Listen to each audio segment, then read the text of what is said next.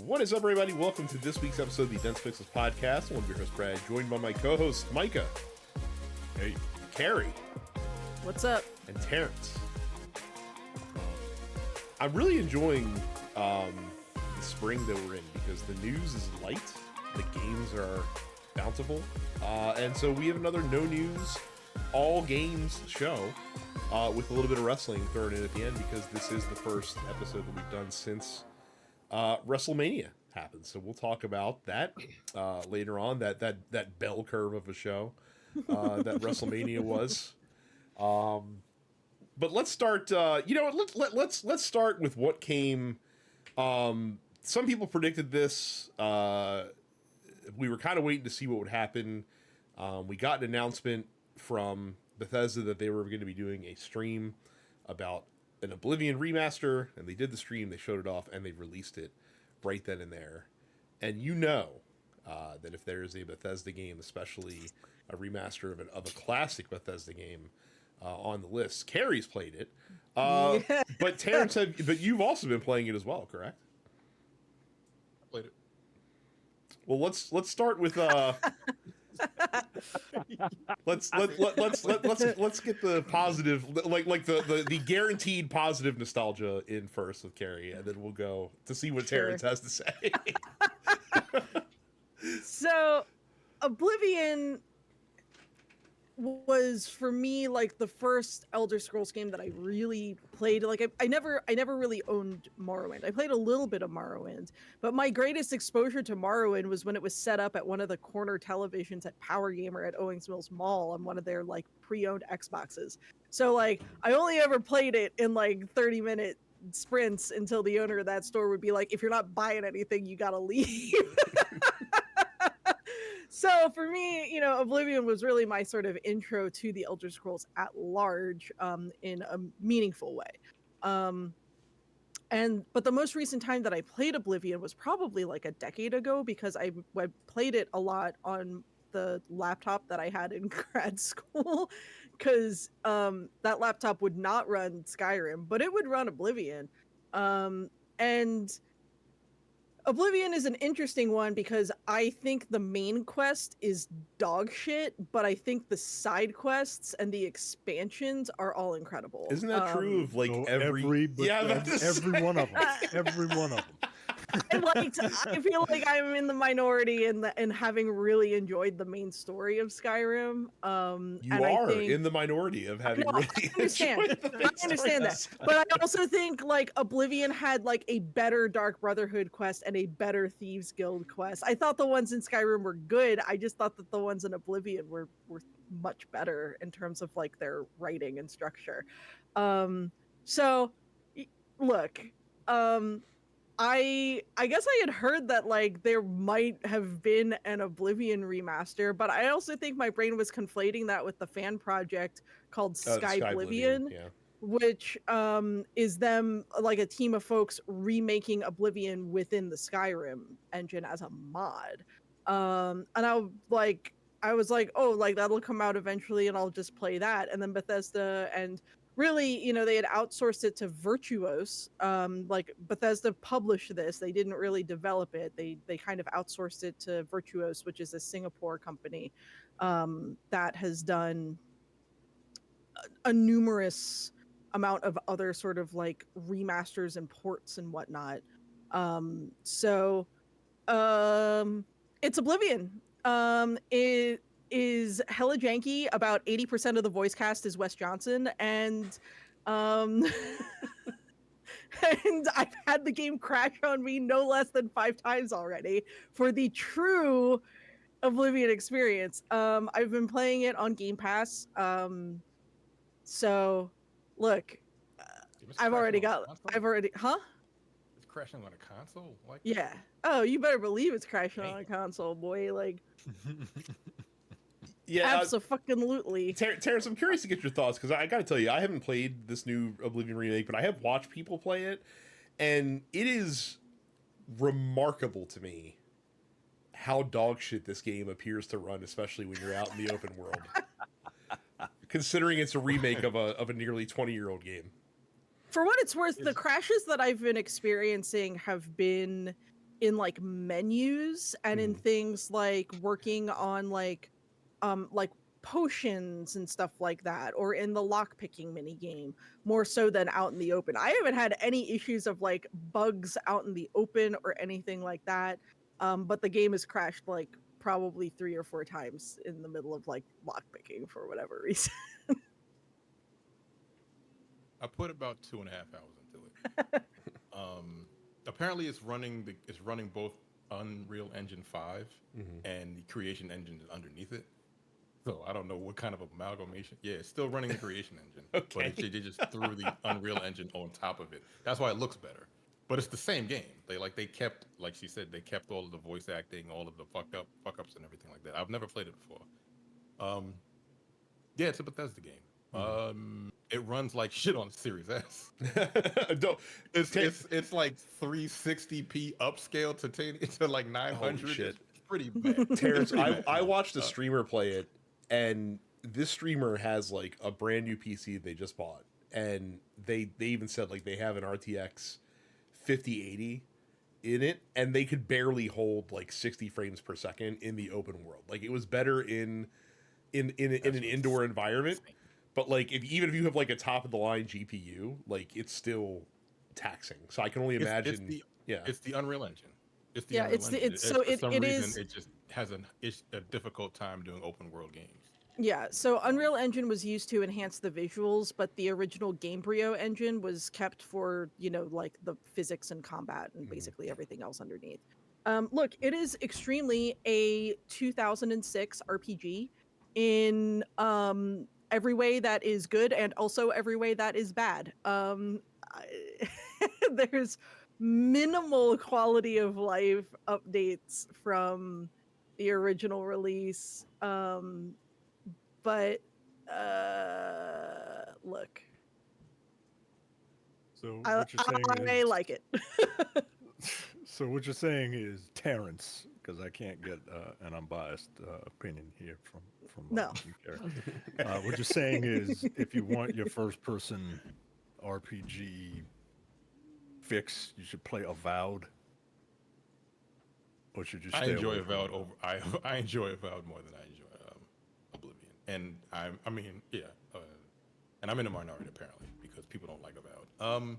No, Yeah, I didn't play I deleted Avowed. I that did shit watch. after 2 I did hours. watch my boyfriend play through all of Avowed. He finished it like probably There's 2 nothing days wrong before with that. That Oblivion. game it's fine. Like it's Yeah. not the greatest game, but I like the combat. I'm a combat guy, and they improved the combat for Oblivion, but it's still, still Bethesda. Oblivion is still Bethesda combat.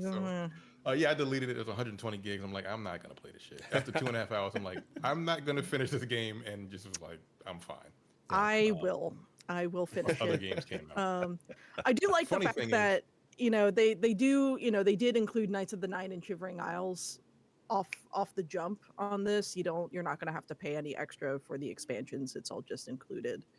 How about the horse armor? Is that included Horse too? armor is in there, but like it's kind of a extra. joke. Yeah, it's part of the it's- deluxe pack. It's $10. Yeah, you can buy the deluxe pack, which is $10, which You includes still like gotta pay. Yo, you still still gotta gotta pay pay for the horse armor? That's some you still bullshit. gotta pay for the horse Come armor. on, yo. Like, Like, I it's- stopped playing that, and I decided there was another game that came out on Game Pass called Crime Scene Cleaner. I went to that after fucking playing. How is Skyrim. that?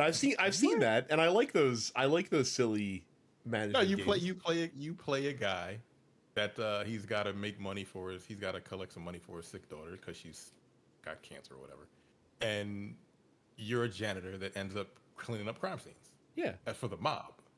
Yeah, you're basically I don't remember the actor's name. It's like David Patrick something, but you're his character from John Wick, basically. I would imagine.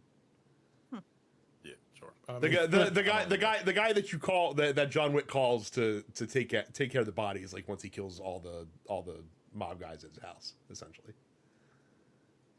Okay, I don't, so I don't, like, oh yeah, you're playing the wolf. You're playing a wolf. Yeah, there you go. They call you. yeah, you playing to Mr. clean up. Wolf, but like you have to do it. Yeah. Like, what if Mr. Wolf had to clean it up? So like Instead the of, first you know. level, the first level you have to go.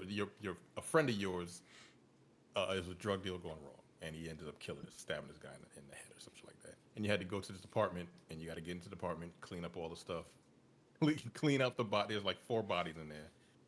Clean up the bodies, take out the trash, and get all the blood off of everything, and replace put the furniture back to where it was. That's it. And find like little things you can loot and secret rooms. I enjoyed that. They will make a game out of anything, man. They really will. They really do. They really will. It's fun. I enjoyed it. I'm on like the 6th fucking room, the 6th level. I enjoyed that more than I enjoyed my time with Oblivion. Wow. Micah, you really have to invest in one of the simulator games at some point, because there's like a meditative. You should honestly try that one out. Enjoyment. You know what? If I'm going to do one, it's going to be, cleaning up dead bodies, cleaning out dead nigger storage, right? As opposed to like pressure washing. You know what I mean? The pressure wash is like, the power wash simulators on Game Pass, and I'm like, God. That doesn't seem fun to me. It is though. Yeah, I'm telling you. No. I'm telling you. I have like 80 hours. Some about games like that give the good brain chemicals. Yep. Yeah, that's what happens. I throw a fucking podcast on, and I'm just cleaning up dead bodies. That's all it is. That's all it was. That's all it is. So that's how they like get a wonderful Audible ad. That's right. Play the simulator game of your choice while you're listening to this book. Right. Please. But that's cool. I mean, like I said, I put on Blue Sky that I had the thing that always happens when a new Bethesda role-playing game comes out, where I get the FOMO, and I'm like, maybe this is the one. Maybe this one. Maybe this one will finally crack the code. And then I watch people play it. I'm like, no, I'm good. I'm fine. We're not gonna do this to myself again. So that's fine. Terrence, I also have to throw to you, because I was shocked after our conversation last episode to learn that you returned to Holly Manor and back in Blueprints. Now for comparison, I have rolled credits on Blueprints. I've gotten to room 46, which is how you need to roll credits on the game. I don't know that I'm going to do more in the game, because there's apparently a lot more to do once you've rolled credits. Like I said last episode, there are people that literally have over 100 hours in the game. Again, I cannot imagine. Whoa. Blow my fucking brains out before I do some shit. But I don't think I'm going to go that far. But how have you found your further venturing into Blueprints? Well, I had 30 minutes in when we last met. Put another 6 hours into it, and I still have not reached room 46. There was one moment that it kind of clicked for me. I had made a room, and there was a magnifying glass in there. And I'm like, oh, that's cool. What is this for? I picked the magnifying glass up, and I remember there was a piece of paper that had like a password scribbled off. The employee login. I used a magnifying glass. I know what you're talking about. You know exactly what it is. Yep. And I used a magnifying glass, and I was like, oh, there's the password. So I finally got the fucking the room, the camera room, whatever, the security room, and I put the password in, and it worked. I'm like, oh, okay, that's cool. Then I got the garage on the west side of the house, so I was able to go get to the shed.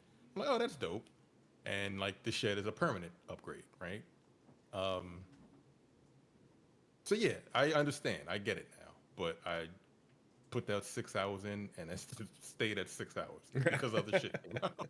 Fair. But I understand why people actually enjoy it. I do kind of want to get to room 46, but I hate the RNG. It drives me fucking nuts. You know? I hate it. Yeah, that's been the biggest for people that are actually like trying to stick with it. That is the biggest frustration that I hear, because it can be really frustrating to go in. Not even like, hey, I'm going to get to room 46 this run, but like, hey, I want to make this synergy happen. So like, you need a certain room to pop up, and then you need another certain room to pop up, or you find an item that works in a specific room, so you need that room to come up in your floor plans, and it just never does.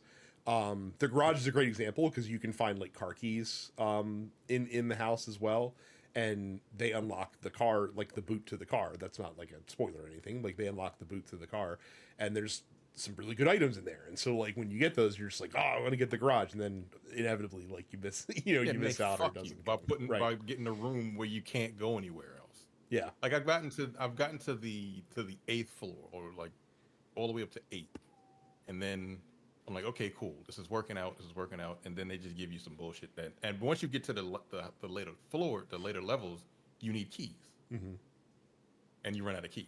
Yeah. And I didn't realize that, and I'm gonna go fuck you. And there's ways to. There's ways to mitigate. I had a room that would get me to the 9th fucking floor, but I had no keys left. And I'm like, all right, yo. Yeah. This is some bullshit. And like, so there's ways to mitigate it. So like, if you get like the key card early in the run, and then you also get the security office, like you can make it so that more rooms have like the security door, so that you don't need as many keys. And so, like there's ways you can kind of manipulate it to suit what you need. But even with that in play, like it still took me like, what run did I make it to the end on? I think it took me like 35 runs to get to the end. So, and again, that's much like a Monster Hunter game. Getting to room 46 in this game is like clearing low rank. like that's when the game starts apparently. But probably not for me. I don't foresee going back and diving super deep. Partially for the same reason as Terrence, because there's a lot of other shit to play that I'm really having a good time with right now. So I don't necessarily want to do that. Let's take a quick break. When we come back, we will talk about one of those games that's out that I'm having a good time with, and I hope my co-hosts are too. Stay tuned. All right. Well, in a year where, I mean, fuck, man, we're right at the end of April. We're a third into the year, and I feel like there's already been like 3 games that have hit like megatons throughout the year. We got the latest example of one. This game has one of the highest Metacritic scores of the year. It has, I think, the highest user score on Metacritic of the year by a long shot, and it is getting lauded with praise around the industry. And I am talking about Clair Obscur Expedition 33, the new turn-based RPG from a new studio, made up with a lot of folks from ex-Ubisoft developers. Me, Mike, and Terrence are all playing this. I think Carrie has watched it being played. Have not played it yourself yet. Yeah, my boyfriend's been playing it. I haven't played it myself yet, but I've seen some of it. And I'm super early. I'm literally only 2 hours in. I just started playing it last night. But I will say the game makes a stellar first impression. Prologue. Yeah, like it already has its hooks into me. Between the story, which is not usually what I care about as much in a lot of games. Like, I don't need a gripping story, but this is really gripping with a really good mystery. It's well acted. And it's got a really dope combat system. Like, what if you basically took Persona, but also made it a rhythm game of sorts? And that's kind of what you're working with here. So, Micah, let me start with you. How far are you, and what do you think so far? I got the I'm still pretty early. I made it out of the manor, and if you know what that is, then you know what that is. And I'm still in that hub, and I'm working my way through, but like I'm going to every little like nook and cranny in the little biomes that they have. It's always interesting to see how people iterate on the classic turn-based, RPG. To see what kind of to see how people can make it their own, as opposed to your turn, my turn. And I'm really digging this. It's super interesting and challenging. Like, I haven't gone through autopilot on a fight yet, and I haven't fought but right, you can't, and it's not like I fought one. I guess it was an optional boss because he like just one shot at me. I was like, oh, all right, well, I'm not dealing with that. First biome. Yeah, the green. I know green exactly what you're talking about. Yeah. He was like, nope. I was like, all right, fine. I'll come back when I'm a little more. When I can come back. when I get the timing down. I'm gonna beat you to that right now. I did it. That doesn't surprise me. How many restarts did it take you? For that guy, Yeah, like four. Okay. It's this game is a marvel, and it's a breath of fresh air for a combat like system that I really enjoy. It's the definition of that cliche. It's simple to learn but hard to master. You have so many different options. Like there are systems on top of systems. Like each individual character has their own like gimmick that they can do alongside with the traditional turn-based gameplay, alongside the QTE segments that are different types of QTEs, and everyone's made a big deal about like you can go through every encounter in this game and not take damage at all if you are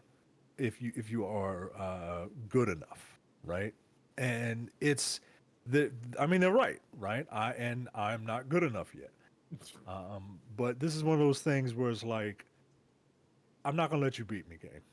I'm not gonna let you beat me. I gotta figure something out, but I will figure it out. And I'm not like Terrence where I'm just like stubborn. Like, nah, I'm gonna come back and whoop your ass. But I need to finish. I need to progress this story because the story is so intriguing. Like I've never. It's very rare that like, you're dropped into a brand new world with an incredibly interesting premise, and you want to see where it goes. And yeah, like you said, the game is well acted. The game looks pretty. It looks pretty good. I could nitpick about some stuff, but yeah, this game is it just came out of virtually nowhere, and yeah, it's doing well, and I'm really happy for that. Yeah, I'm not a turn-based RPG guy. The last turn-based RPG that I really enjoyed was probably like 20 years ago. You know what I'm saying? I just don't like that system. Like you press the button and then things happen, and like when you get attacked, you just got to eat that damage. I don't like that. I used to play those games, but like after like Devil May Cry and shit, no, I don't want to do that shit.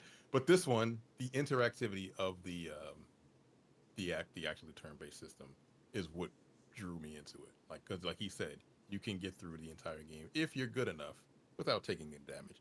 And I am also not good enough. But yeah, I'm at the final boss.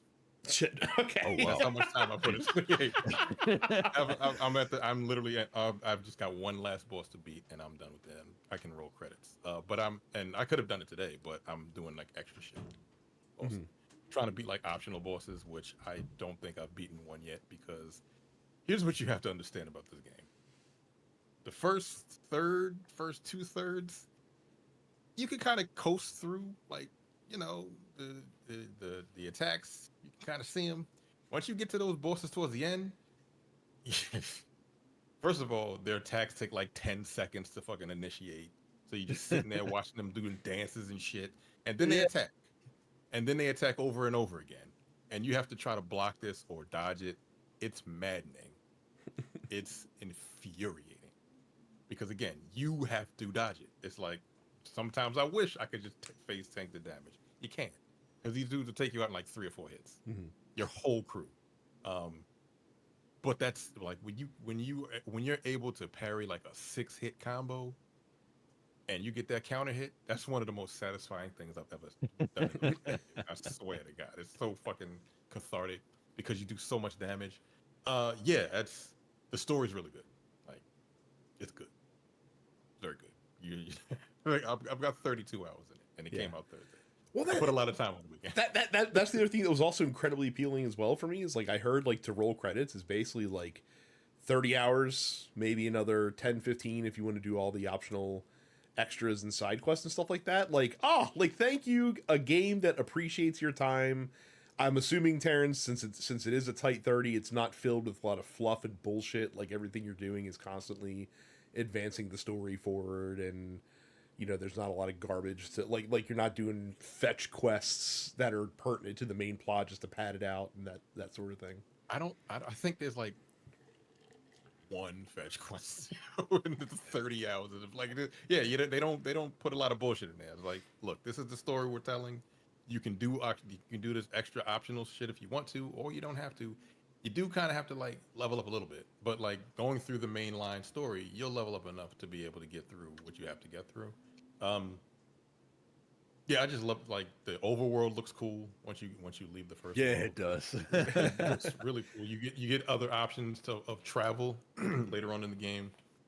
The Picto system, the little things that you get to add to your characters to get the look. You can build your characters out how you want them to do. You can kind of manipulate fights just based off of that Picto system. I don't know if it's anything like the job system in like a Final Fantasy or something like that.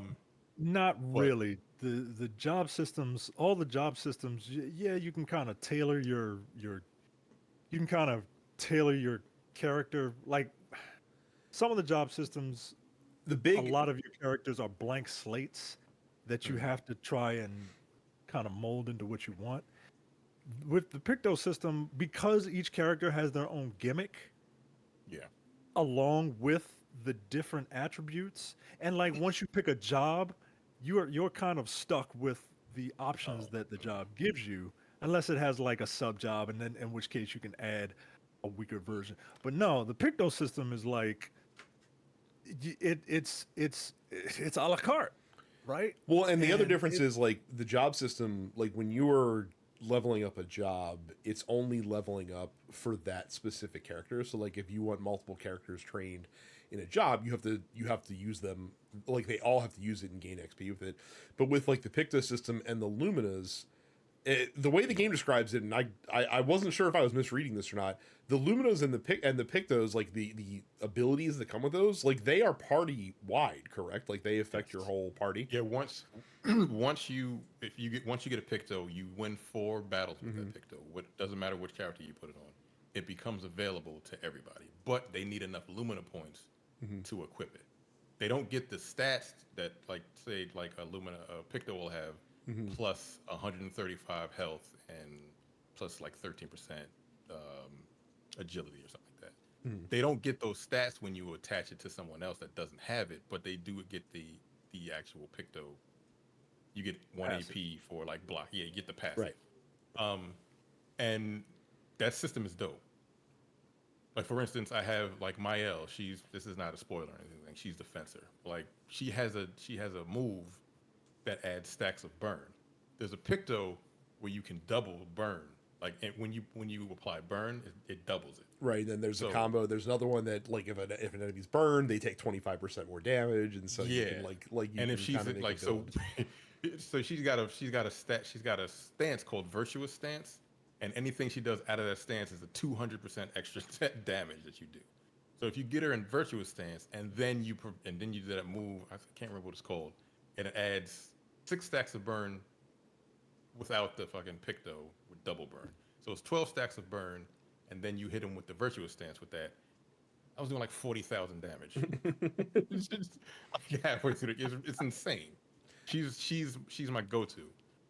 But things like that, it's a dope system. Like I really like this game a lot, and that's surprising. Considering that this game, I think it was made by like 30 people. Yeah. That was the crux of the development team. Apparently, was like 30 folks. Yeah, and it's like 30 folks developing it. It just they had the trailer for it. They had like the reveal for it last year, and it looked cool, and it lived up to the hype. It does. It's a very good game. Excellent. Again, I have 32 hours in it. It's been out for 3 days. Yeah. So 4 days. and it has probably the cutest genre descriptor that I've seen, because it's a JRPG, but since it's developed exclusively by French people, I've seen people calling it like a JRPG, like a J apostrophe RPG, because JRPG. Yes. I can't say enough about this game, man. It's you know, I remember I heard about it. I was like, I don't know. This was one of those like, let's wait and see. And everybody was like, oh my god, this game is amazing. This game might be like game of the year. I'm like, what? Prove me wrong, right? Make me laugh, right? And yeah, man, it's the acting is really well done. Fucking, Daredevil's in them. Yeah, Charlie Cox is in it. Like, Yeah. I forget Charlie Cox is not American, and then, and then I hear him, and I'm like, oh yeah, yeah. Yeah, the acting is really, really well done. The story is intriguing. The gameplay is satisfying, right? Like, it's one thing to like sit there and mull over what you need to do in order to, to figure out a weakness or something from an enemy. But like Terrence said, it's another if you are able to um, parry combos and get counter hit damage, because the enemies, there was one boss that gave me an audio cue as to when to dodge or parry, and that's it. Everything else is every other enemy is just like visual, right? And they're always you have to, like, you kind of have to get hit to figure out what the pattern is. It's old school pattern recognition. It's Punch Out, man. It's old school Yeah, it pattern really is. recognition. Yeah. Yeah. And it's so satisfying. It's satisfying, but like at the same time, like when I get a perfect dodge, like whenever you get a perfect dodge, you could have parried it, and I'm just like, damn it. But that's Yeah, like that's the difference, though. That parry window and that dodge window. That's what I'm saying. Right. That there's your Way easy. different. There's your easy and hard mode, though. Like dodge is more Yep. forgiving, and so like if you don't want to worry about the windows that much, you do dodge. But if you want to challenge yourself, you do parry, and you get a bonus for that, because like you said, if you successfully parry, then you get to do a counter hit, which is often huge in there. And I'll also tell you, for you aspiring game developers out there, again, I'm only 2 hours into this game. And as someone who has kind of been let down by story quite a bit in games over the years, and who've used it as kind of just like an over here thing now, this so far, like the 2 hours of storytelling so far in this game are better than like most RPGs that I experience. And part of that is because there's a genuine sense of mystery. Like, the game doesn't tell you anything. Like, we're used to RPGs nowadays that just have, like, literally fucking codexes in them. And don't get me wrong, like, I love a codex, especially if it builds upon the world. But there's also something to, like, going into this, and they don't explain what's going on in the world. Like, you know what's happening, but you don't know why. The characters don't understand why any of this shit is happening. Like when you, like, at the end of the prologue, something major happens, it's fucking huge, and they don't tell you anything. Like the shit just happens, and all of a sudden, like, act one, like that's literally like how the game kind of feeds the stuff to you. So again, like, if you're writing a video game story, less is more sometimes. Like, keep the bait on the hook, as it were. You don't have to over explain everything, or you don't have to have someone be the narrator, explain, filling in the blanks for the player. Like, if your story is good enough, let the player discover it with the characters in the game, without kind of being led by the nose. It's an adventure, man. It's an old school like adventure, and they don't track anything, right? Like, they you damn gotta sure don't. Sometimes I wish they did. Like, God you damn. gotta you come across like side quests where you can help certain like things, and they're like, you do it or you don't. Like, it is what it is, right? Yeah, there's no quest log. There's no mini map. There's no quest log. There's no map. There's no markers, right? Like, you can kind of follow the light to lead you where you need to go, but no, it's an adventure, man. Like, because these people don't know what to expect, so why should you, if you are playing these people? Right. Like, it's and for those worried that it's like that feels like too vast. I will levy one critique at the game, like the environments that you traverse through, at least early on, again, might change as you get deeper in. Terrence can confirm or deny that. Feel very like Final Fantasy 13-ish, where it's very like there's a critical path and we'll have a nook over here and a nook over there that'll have an item in it and stuff like that. But for the most part, I've gotten like, lost several times okay. because I didn't know the lighted path was until like 10 hours into the game. But yeah, I've gotten lost in some of these big. Some of the levels are pretty big, and if you're just kind of like looking around, you like looking at every nook and cranny, you'll get lost. Like I've gotten turned around a lot. Mhm. I feel like I probably would have finished the game a lot quicker if I didn't get turned. But it's just a great game. Yeah. And then just all the extra extra things you can do in there, the side quests. And Like you find these beaches. There's some characters that are really funny, but there's some character interactions that are very funny later on in the game. It's a great. and lest I forget, because we talk about price consciousness a lot on this podcast. It is on Game Pass, so if you have Game Pass, you can play it on Game Pass. If not, it is AA priced. It is a $50 game if you wanted to go buy it on your own. So, yeah. Yeah, these people ain't got no fucking excuse. These AAA. This honestly also feels like a game that's going to go on sale for probably 30 or 40 bucks pretty quickly. But maybe I'm wrong. It's sold 1 million copies in its first week, so Yeah. maybe they're not going to do the usual French Turns out move. people like video games. Turns out. Turns out people actually like real video games like that people used to fucking play. Now, to be Everything fair, has to be goddamn live if Square, service. to be fair, if Square published this would be massive disappointment. So we do have to view it in the context of being published outside of the Yeah. AAA, Right, it's like, we the didn't sell AAA enough, and they games would fucking industry. shut the deal.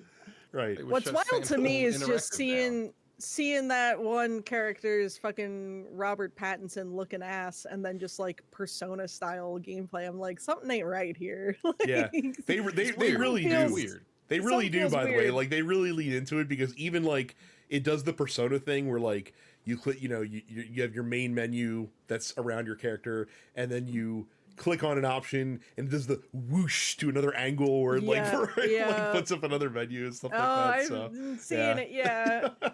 No, it's a game that absolutely wears its inspiration on its sleeves. Like Yeah. they are not joking around as far as what they're cribbing from. But I'm into it. I'll get to it eventually yeah. after I put 150 hours into Oblivion. Yeah, you would and like I said, people were just like kind of assy at Microsoft when they were, shadow dropped Oblivion like the day before this game Yeah, released. screw you, man. Yeah. What in the world? Like, come on, bro. That's kind of foul. Yeah, but I mean, it's found its know audience. that's like they obviously were planning that Oblivion drop for quite some time.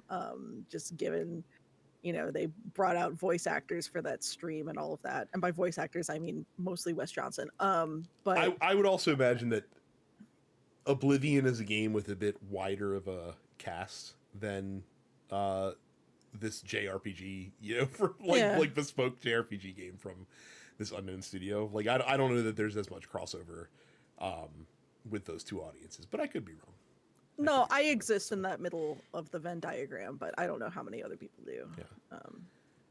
Yeah. Carrie, tell us about the weirdest game of the year, according to Promise Mascot Agency, from your friends who made Yes, Paradise Killer. Paradise Killer. Hold on, before you go, I played the demo for this game, and Okay. I was like, I don't know what the fuck is going on. Like you play a nigga in a truck and a thumb, and I'm like, I say this with much love. Like no shade at all. This does appear like a very Carrie ass video game for sure. it's fucking weird. It is. Look, Is it it's an the actual people thumb? who. No, he. First of all, Yes. Pinky is a pinky. He's not a thumb. Pinky, He's not a thumb. finger. A digit. So, look, a digit, yes. So Promise Mascot Agency is the second game from Kaizen Gameworks, who did Paradise Killer, one of my favorite games of the last decade. And it is a deeply weird game. So it is a Yakuza story. In terms of the storyline, it is a Yakuza story. Like Yakuza the video game, or about the Japanese Yakuza, essentially? A little bit of both, because they did get the guy who voiced Kiryu to voice the main character. So literally, like, the dev team is like, we fucking love the Yakuza games and we had to get Kiryu to voice Michi. So the main character, Michi, is he is a Yakuza member, and basically what happens is he's part of a smaller family that was looking to align itself through this big deal, and the deal goes sideways and they lose 12 billion yen. And so the matriarch of the Shimazu clan sends Michi to a little rural town in Kyushu called Kazomachi, which is basically the sort of, it's almost like a Schitt's Creek kind of scenario, where it's like, okay, Michi, you go to like our last little kind of, the last thing that we own, basically, which is this Mascot agency in this shit ass rural backwater town. And over the course of the game, basically what you're doing is you're running this Mascot agency. Now, in the world of the game, mascots are not people in costumes. Mascots are like their own kind of like race of being. So you recruit mascots and you send them out to events, and sometimes at events things go sideways, like they have to overcome the perils of a normal sized door that they cannot fit through, or the vending machine starts spitting out things, or the stove gets too hot, or some nonsense like that. It's all nonsense. But the game doesn't have combat. What it has is like a card system where you can also recruit what are called mascot support heroes. And so the heroes are able to motivate your mascots to overcome the peril that they endure at these various events, thereby making you more money by overcoming the obstacle, which you then send back to the matriarch of your clan. And there's all sorts of other stuff going on in Kazomachi. There's a bunch of other characters who all have their kind of side quests and side stories. But the other big thing about the town is that the town is being run by a very corrupt mayor, who you eventually run your kind of right-hand mascot, Pinky, against in the mayoral race. And then there's also this whole deal about, oh, Kazomachi is cursed. And so Kazomachi has this curse about it that apparently kills Yakuza men. So you're trying to find out like the nature of the curse and how the curse happened and all of this other stuff. So there's a few sort of, you have your A plot and then a couple big B plots and then a handful of, you know, C and D plots with your mascots and the other side characters and whatnot. And it is very strange. Someone described it as basically like if you took a side, like a mini game from the Yakuza series and turned it into its whole fucking game. That's what Promise Mascot Agency is just extremely wacky nonsense with a Yakuza flavor to it. I rolled credits on it yesterday. I had a really good time. It didn't quite change my brain chemistry the way that Paradise Killer changed my brain chemistry, but I had a lot of fun with it. The game's very, it's well written. It's really well voiced. The voice acting's incredible. They actually they really went out of their way to like hire a lot of kind of known voice actors. Again, the voice actor for Kiryu is your main character in this game. I think what between this and Paradise Killer, what Kaizen does really well is make weird ass little worlds that feel very cohesive and real, and they have their own like rules about them and their own structure, but everything makes sense and everything's very cohesive. And the freedom of movement that you get in both games is I think really satisfying. So in Paradise Killer, there was no fall damage. You could just sort of like go anywhere. You eventually upgraded like your ability to jump and to do these like air dashes and whatnot to reach new places. And in Promise Mascot Agency, you have this like old school, those little Japanese trucks. Your truck is indestructible. The worst that happens is like Pinky is always riding in the back of your truck, and sometimes you'll just like hit a light pole and she'll just scream and she'll get like little stars around her head. But that's it. That's the worst that happens. Like you cannot actually do harm to yourself or to the truck. You can upgrade it to drive better over water. You can upgrade it to get like wings that allow you to glide. It has a boost function. The freedom of movement is just very satisfying. And the fact that you're never like punished for kind of taking a risk and being like, I want to see what's over there. The game kind of encourages you to do that. Also, they got a absolutely killer soundtrack. The homie Alpha Chromeo is another one of these Scottish weirdos who actually was friends with my boyfriend before he ever started working on this game. So it was fun to see ACY do the soundtrack because he's very much an aficionado of weirdo Japanese synthesizers, and he makes very good use of them in the soundtrack here. So yeah, Promise Mascot Agency, super weird. It's an open world Yakuza management game. It's hard to pitch to people. It's one of those things where it's like the demo is out there. I was gonna say, if there's a demo, I guess that would be the best and suggestion. The demo just kind of drops you right into it without like the big story prologue or anything like that. But the demo is like you basically have 80 minutes to just play the game. It's a timed demo rather than like a level or something like that. You just have 80 minutes to fuck around in Kazumachi, and I think that's really the best way to determine if it's something you're going to enjoy or not. But yeah, everything about the game is very weird, but I think very well executed. They clearly had a very specific vision for this game, and they executed it really well. So it is again, it didn't quite like alter my brain chemistry in the way that Paradise Killer did, but I had a ton of fun with it.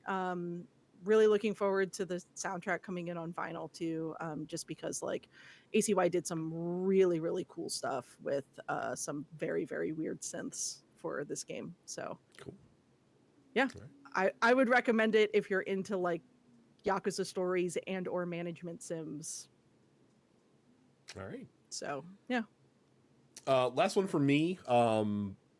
So in the wake of kind of a disappointing update for Path of Exile 2, where a lot of that community's down on it, and Diablo 4 just kind of being in a very stagnant place right now as far as it goes.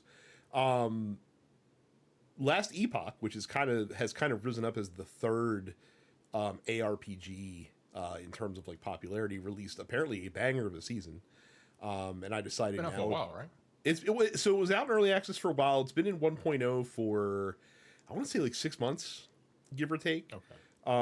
And they're now in their second like content season that they put out, and I thought this would be a good time to jump in. I'm actually really impressed with Last Epoch because it kind of exists in this middle ground between Diablo and Path of Exile in terms of complexity. Like Diablo is very shallow end of the scale. It's a lot more accessible and doesn't have systems that are as deep. Path of Exile is on the extreme other end, where the systems are very deep and character building is very difficult. And Last Epoch kind of sits in the middle, and it does it in some really interesting ways. So, I mean, it's an action RPG the same way that Diablo and Path of Exile are, and the combat's the same. So where these games tend to really differ is in how the systems are set up. And what Last Epoch does that's differently is, and again, I'm fairly early on, about 2/3 of the way through the campaign right now, had not started endgame yet, is that most of your character development is done with your skills and forging weapons in this game. Like very rarely, this is not a game that relies on massive drops. Like there are some huge drops that you get throughout the game. Obviously, it's no loot-based game would be worth its salt without that. But you're really encouraged to develop the weapons you have because they have this forging system where you can actually like upgrade the equipment that you have by using these shards that you find as you explore through the world. And so when you find these shards, like you can take a piece of equipment that has, you know, whatever roles you want on it, and you can either like add new affixes to that piece of equipment or upgrade the existing affixes that are on there to different tiers, which then will make them more powerful. But you can't do this in Ad Infinitum, because every time you modify a piece of gear, it has like a forging score essentially, and every time you modify it, you lose some of that. And then once it runs out of like forgeability, it's bricked, for lack of a better point. Like you can't make any more changes to it or adjust it in any way, shape, or form. But it really gives the player a lot of control over how they gear, like the affixes that are on the different items that they get, because you can basically like kind of tweak it. And there's other consumables you can get in the game that lets you maybe change an affix that's on something, or, you know, pull affixes off it, and then you can reforge it to be what you want it to be. But it's a lot deeper than like the tempering system and masterworking system that's in Diablo 4 is. So that's been really cool. The other thing that's interesting is that in this, I don't think I've ever seen a game where instead of having like a Diablo style tree that you move down where you unlock skills and then you can level up those skills and stuff like that, you can actually, each skill in the game, so like each individual character ability that you unlock, and each character has probably 30 different ones that you can unlock during the game. Each skill has its own skill tree. And so you'll gain experience and your skills will level up. And then you can actually customize how that skill works by changing different nodes that are in the skill tree. So a good example, I'm using a rogue right now, and I'm going with the marksman path, so I'm like a bow wielding rogue. Like you start with a class, then you unlock like what they call mastery later on, which kind of dictates your play style. And one of the first things they give you is like this lightning ability, and that's really powerful, really destructive. But that kind of sucked for me because I had been making a fire based build. Like I was shooting flaming arrows at enemies, and that's kind of how my character was spec'd out. Well, sure enough, if you go into the lightning, the skill tree for this ability, there's a chain of nodes that you can follow that converts this lightning damage skill into a fire damage skill. So like you can actually sit there, like if you have a fire-based build, you can say, oh, okay, like I'm actually going to unlock these nodes, and now instead of doing lightning damage, it basically changes all the lightning effects of the skill to fire effects of the skill, and it changes shock to ignite and all that other stuff. So it makes it more viable. And so it's been really fun kind of playing around with that system, kind of working within the game to engineer skills, because you don't have carte blanche. Like not every skill has every single possibility available to it, but there's a lot of different ways that you can go, and it makes different skills, like whereas in a Diablo or a PoE, some skills are just not viable towards it with certain builds. You can actually kind of tweak and tailor the skills to make them viable with the kind of build that you want to make them suit your play style a little bit more, which again is really interesting and a very unique way of handling it. So I'm enjoying it so far. I'm looking forward to getting to endgame. The endgame system that they have in the game seems pretty interesting. So I'll look forward to seeing this that. is right. Uh-oh. So someone pulled up a Riker video about last Epoch. You can hear that? God. Yeah, came through. Hey Riker, this is folks. But yeah, so like I've been really enjoying it so far. I think it's available on consoles also. I'm not 100% sure about that piece. It's not.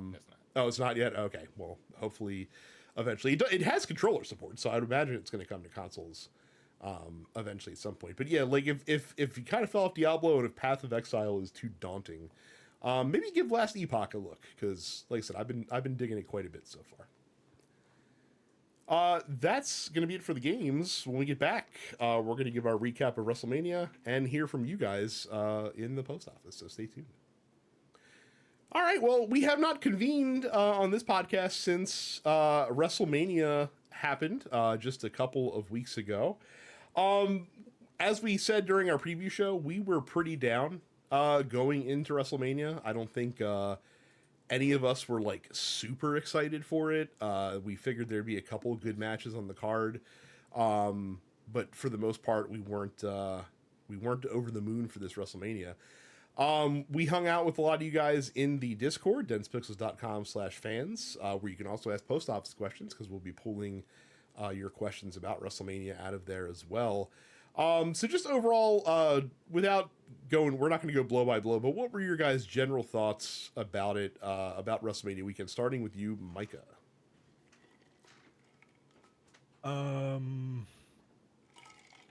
It wasn't. It was all right. I didn't really care for much of it. I liked the last match of the first night and the first match of the last night. Well, that's why I called it a bell curve earlier, because we started slow, we peaked, we started peak the next night, and then it fell off. Significantly. Those were the two standout matches for me.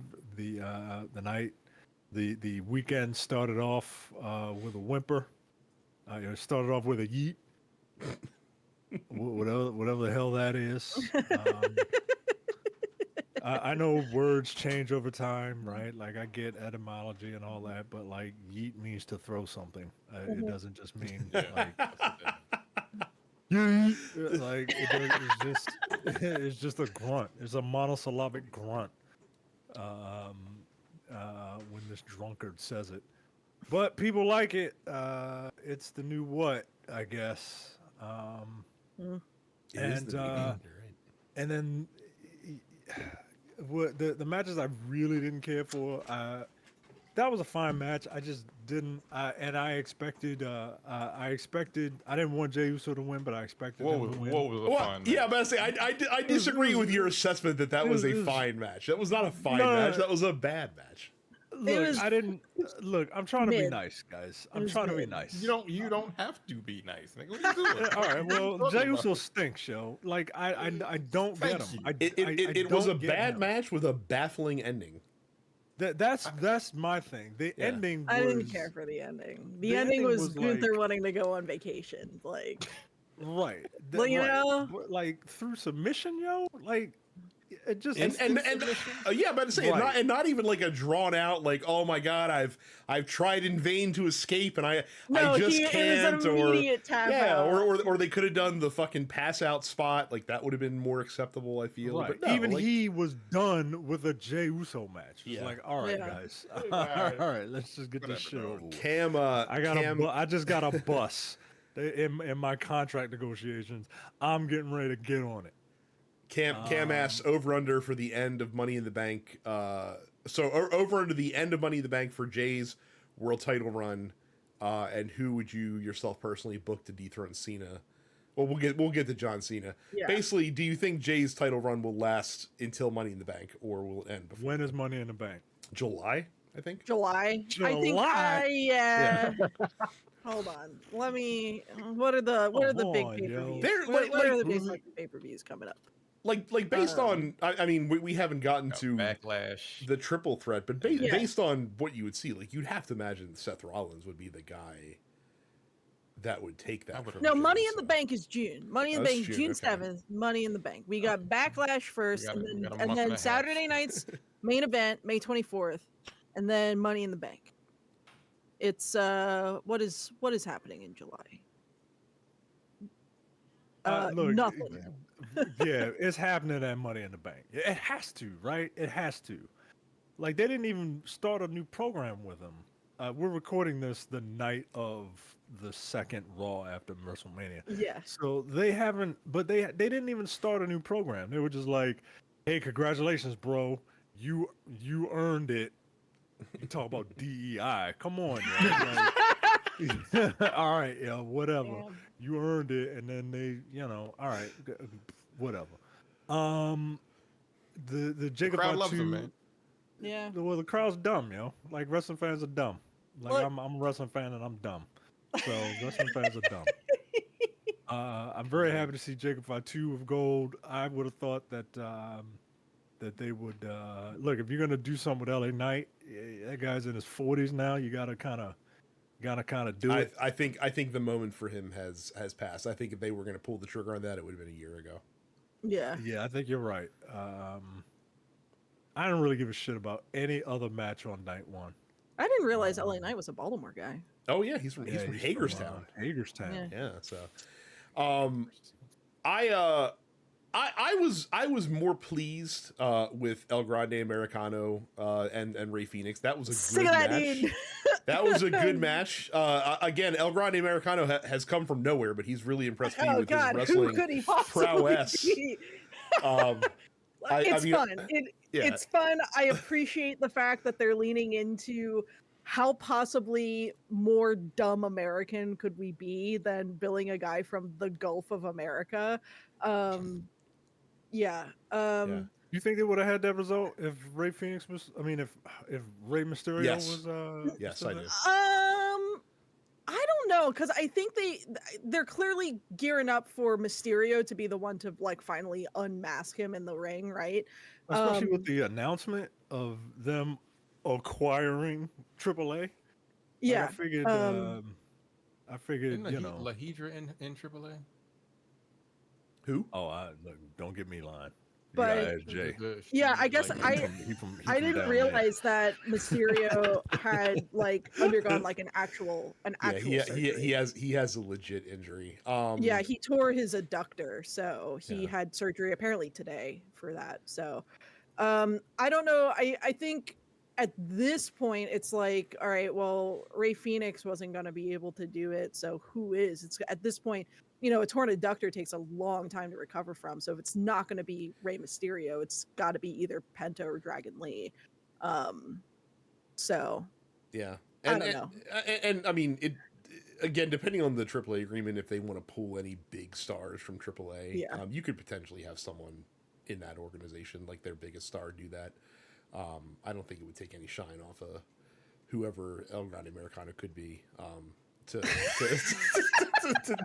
that.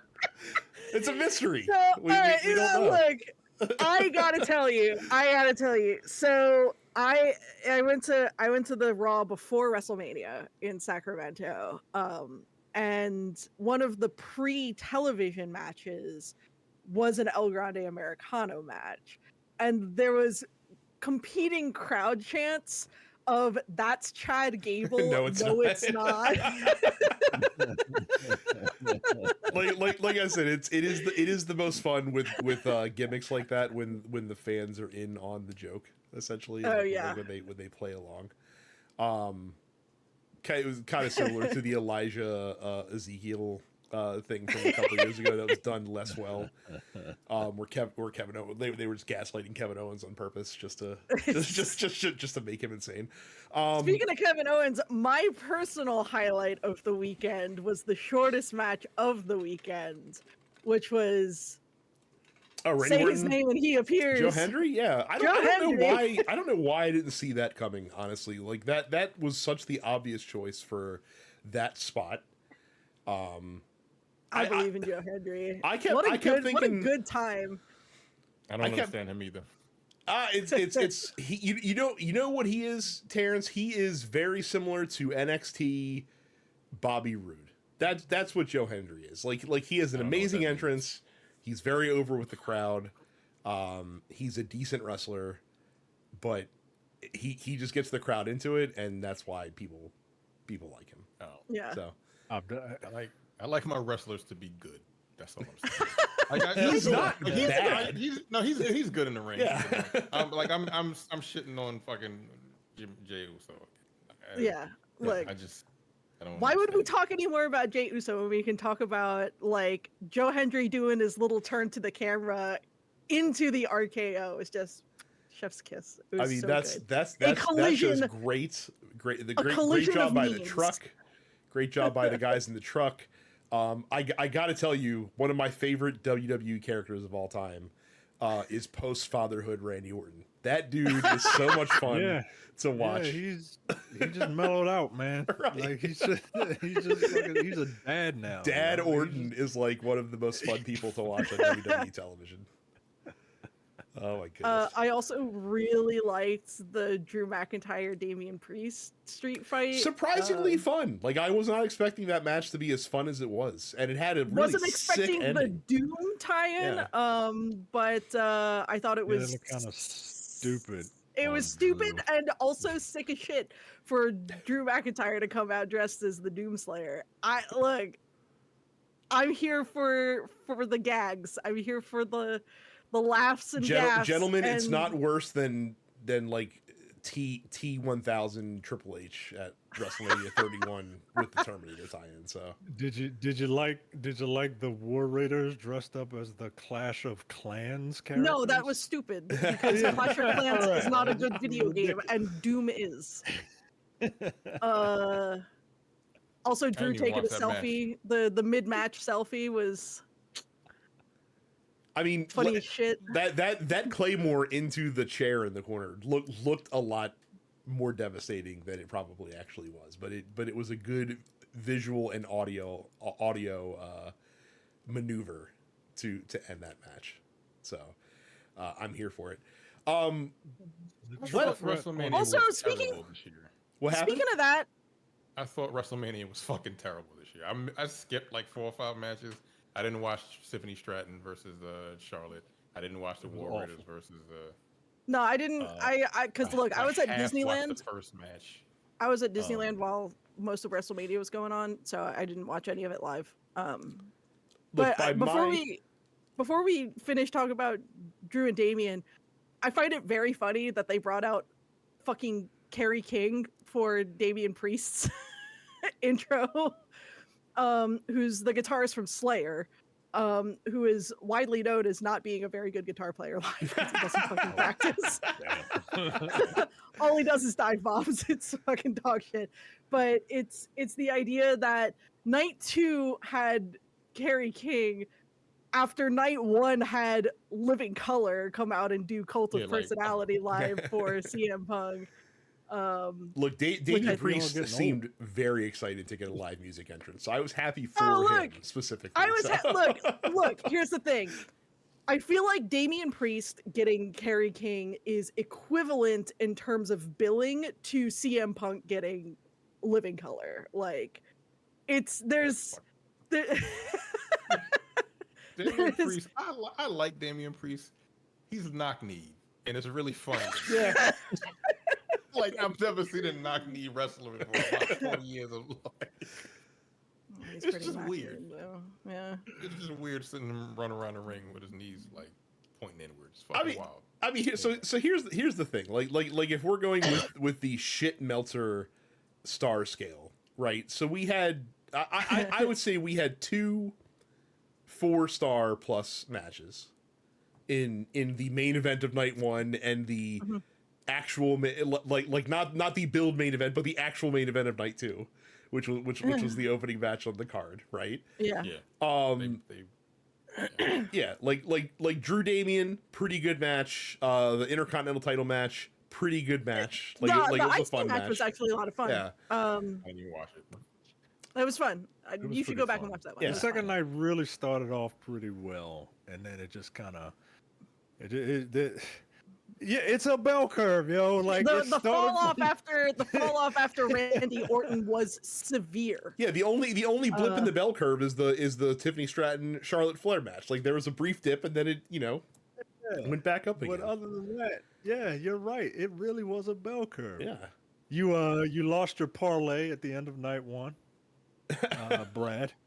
Almost. You had the almost.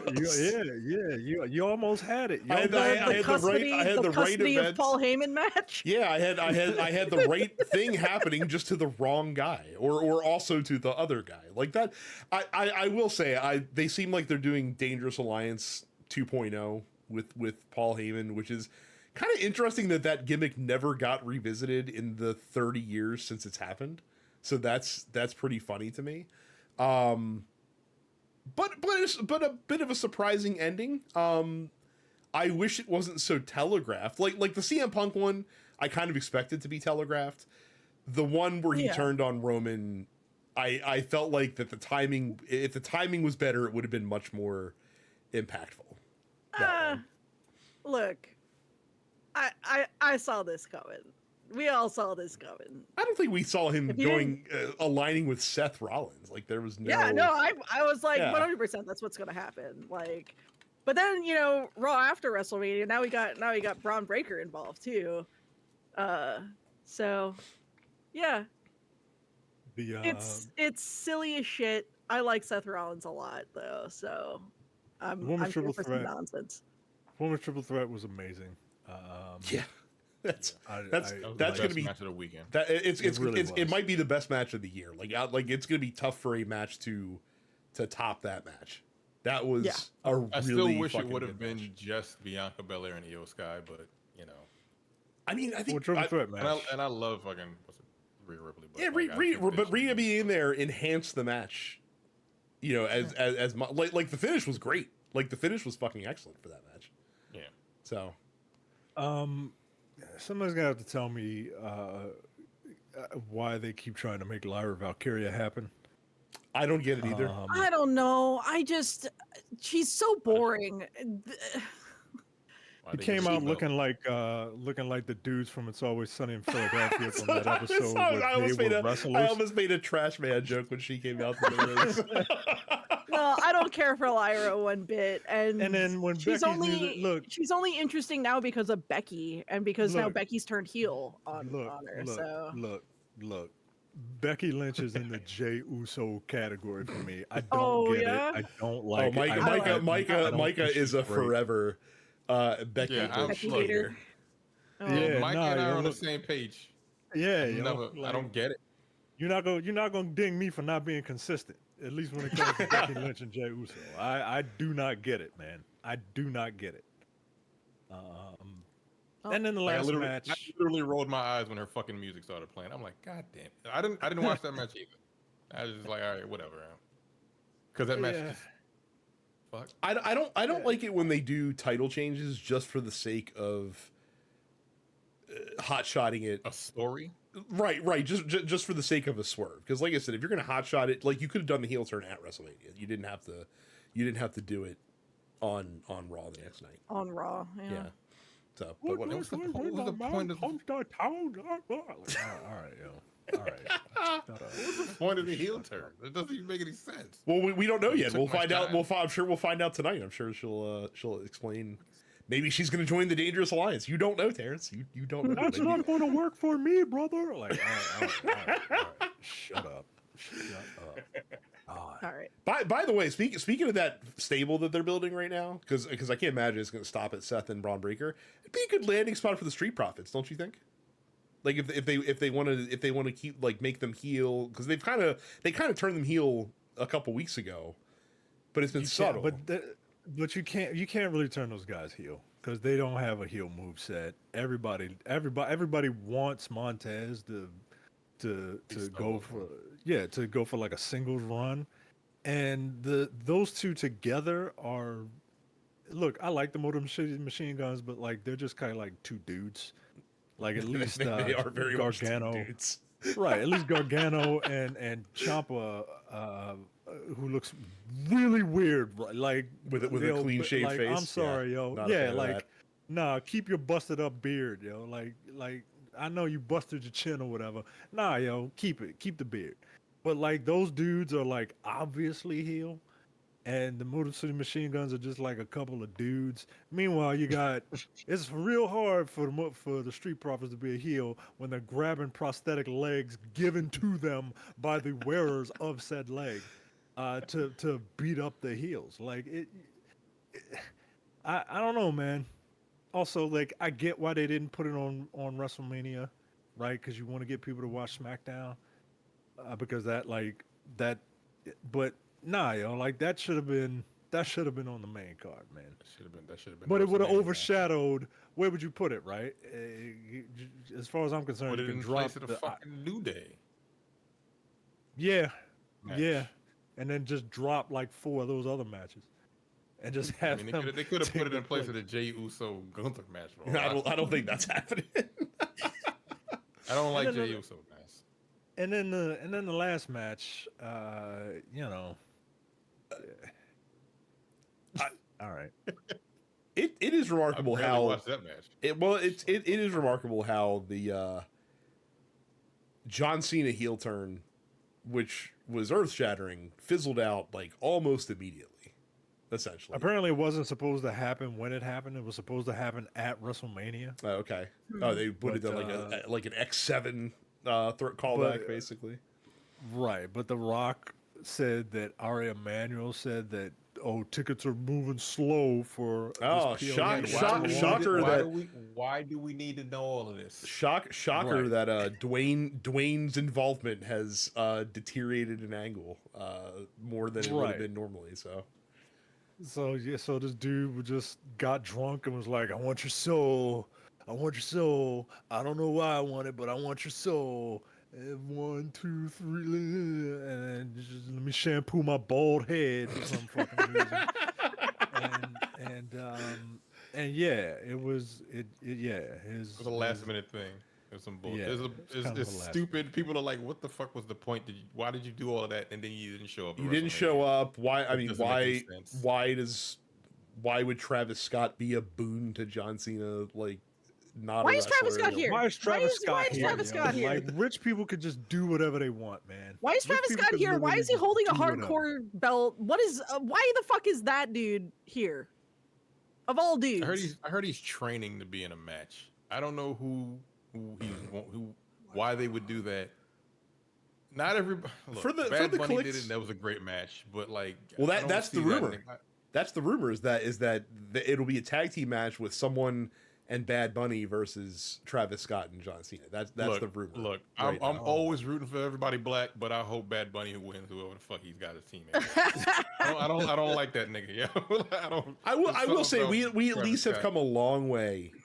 With like if Bad Bunny gets involved, like that dude has shown that he is hands down the best celebrity wrestler that they will ever have. A really good fucking match. Yeah, we've come a super long way since the halcyon days of DDP and Karl Malone versus Hulk Hogan and Dennis Rodman. So where Karl Malone somehow managed to take the coolest move in wrestling and make it look lame as shit whenever he would do it to somebody. So because that dude's too tall to be throwing diamond cutters. Yeah, I don't know what's going on with the WWE. I don't. Yeah, they got a show coming on called like WWE, like behind the scenes or some shit like that, where they're gonna be like showing like meetings. Yeah, man. I don't want to know all that. Kayfabe was dead a long time ago. I know. Now they're just fucking serving it up. They're frying it up and serving it on a plate. I mean, look, you can blame F1 for that. You can blame F1 for that. Drive to Survive got all the eyeballs. But F1 is real. I know, but there's value in showing the real drama. And I use real in quotes because a lot of that bullshit on Drive to Survive is ginned up for the show selectively, which I'm sure they'll do here. You don't write who's going to win an F1 race. No. You know what I'm saying? I don't. So why would you give us all that information? Because they're trying to capitalize on the fact that like the internet wrestling community at large realizes that like the most interesting stuff is the stuff behind the scenes, right? Like all the rumors, and that's why dirt sheets exist and shit. But like this isn't going to be that.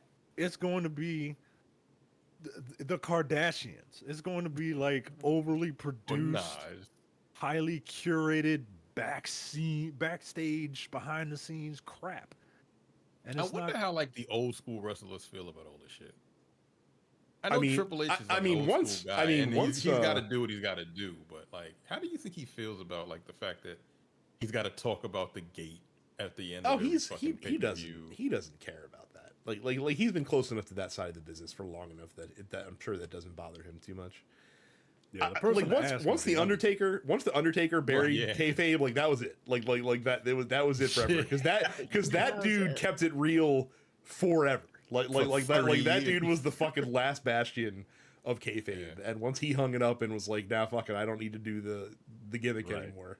That was once the Undertaker buried kayfabe, it was over. Yep. So real quick, from the questions from you guys, Johnny, what's the over under that Io Sky popped the Percocet before her match? Come on, Johnny.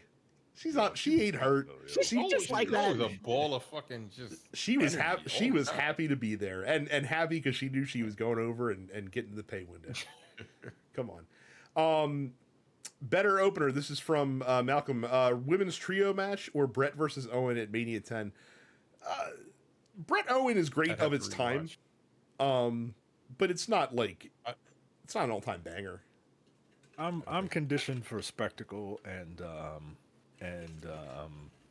that Io, Bianca, and Rhea, as rough as it took, as a rough a road as we took to get there.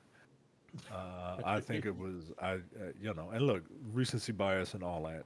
This was way more entertaining. My sister even came over to watch this match. She was like, "I want to see this," and I was like, "You can stay for the rest of it." She's like, "No." I saw the first night. I'm good. I want to see the black woman wrestle. I was like, "All right, that's fine. That's fine." Bianca Belair is so good. Like she's. Like I don't know if she enhances matches because sometimes when she's doing a match with someone that just kind of sucks.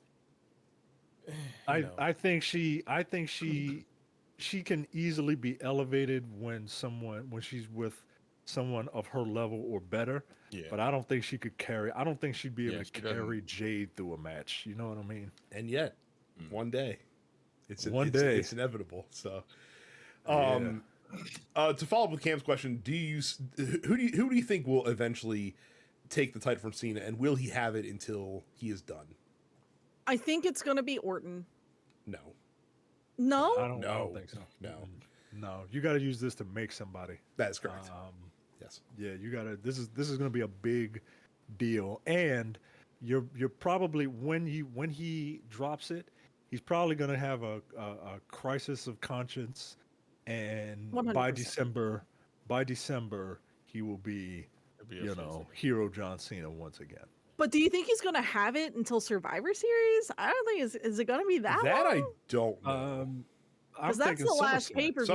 SummerSlam. SummerSlam, which is August, or like the Paris event, would be the latest. I think they would do it. I think they would do SummerSlam because SummerSlam is their number 2 pay-per-view, right? It's their you're right. So I think it would be SummerSlam. You know what? They're either gonna make somebody or they're gonna give it to CM Punk at SummerSlam. They had some really good matches before he left. All their matches were really good, man. Yeah, and now it's 10 years later. It wouldn't surprise me if it was Punk. It wouldn't surprise me if it was Orton. Fuck it, give it to Joe Hendry, right? You know what they should do? Like because Cena keeps talking about leaving with the belt being the last true champion. Remember when Cena was trying to keep CM Punk from taking the belt when he left? That's do what I'm that. saying. Oh, that would be an interesting. That would be an interesting way to CM turn. Punk take it from him before he leaves for good. Yeah, that's the little bookend that I'm thinking they're gonna try and eventually get themselves to. Interesting. Let's see here. And then 2 for the triple threat main event on night 1. Film Wander said, "Why did Paul Heyman deliver those 2 low blows like he was scared to serve dinner to patrons at a restaurant?" That's what I mean, man. He had to put a little sauce on those low blows. Because he's getting old, man. Yeah. Like, I get it, and he's never been the most physical. He's like 60. Yeah. Even in his youth, he was not the most gifted physical performer in the few opportunities. Yeah, man. You ever try to roll an egg? It goes all over.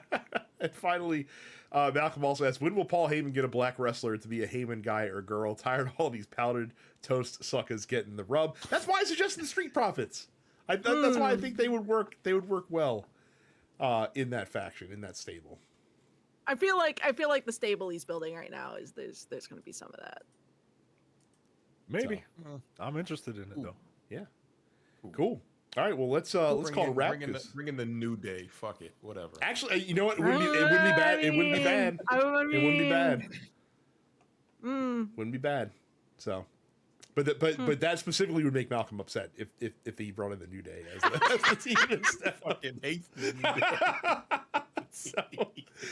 All right, well, we're running long. That's going to be the show. Don't forget to subscribe to the Discord, densepixels.com/fans, youtube.com/densepixels. Subscribe to TNP Studios on your podcatcher app of choice.